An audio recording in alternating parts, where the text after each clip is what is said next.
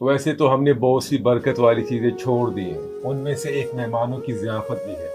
किसी भी रिश्तेदार या दोस्त की तरफ से मोबाइल रिंग बज जाए तो हम पहले से ही बहाना सोच लेते हैं कि किसी को घर नहीं बुलाना, और अगर कोई फोन किए बगैर घर आ जाए तो हमारा मुंह बन जाता है। हालांकि अल्लाह और उसके रसूल सल्लल्लाहु अलैहि वसल्लम ने मेहमान नवाजी को ईमान का हिस्सा करार दिया है। कुरान में हजरत इब्राहिम अलैहिस्सलाम का वाकया आता है कि जब उनके पास फरिश्ते मेहमान बनकर आए तो उन्होंने फौरन एक भुना हुआ बजरा पेश किया, बिना पूछे कि वो खाएंगे या नहीं। नबी पाक सल्लल्लाहु अलैहि वसल्लम ने फरमाया, जो अल्लाह और क़यामत के दिन पर ईमान रखता है उसे चाहिए कि अपने मेहमान की इज्जत करे।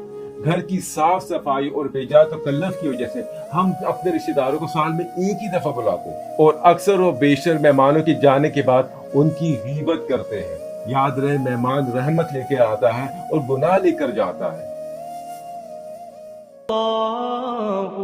अल्लाह